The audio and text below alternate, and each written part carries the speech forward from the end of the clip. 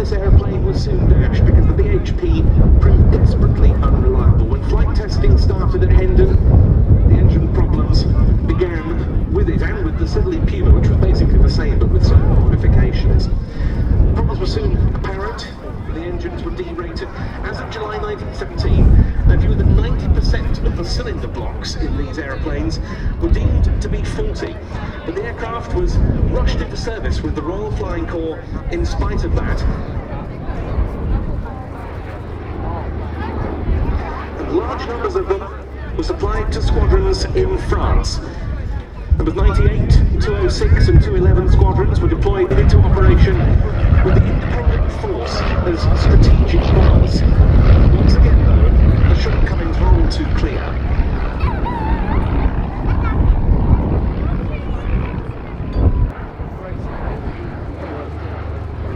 And the troubles went on unabated. The DH.9 crews fought valiantly, but the engine deficiencies were hard to overcome, particularly against the greater German fighter opposition that appeared in the summer of 1918. The Albatross and Fokker Scouts that came into service then were up to 20 miles an hour quicker, so it meant that the DH.9's successes were hard earned by both the pilots and the gunners.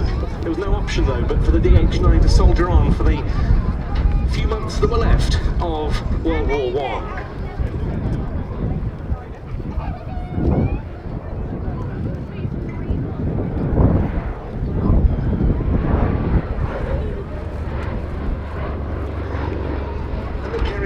Post-war as well. The RAF used them operationally after the end of World War I in Russia and Somaliland. Number 120 Squadron flew DH-9s on an airmail service between Britain and Cologne in Germany on behalf of the army with termites. It turned into an epic. 3 years were required to finalise the purchase alone.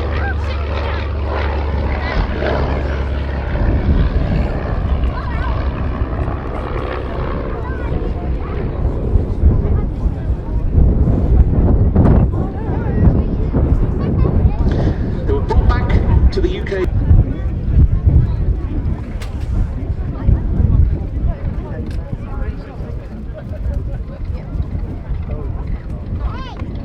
And there it is, back on the ground. Only the third air show at which this aircraft has appeared.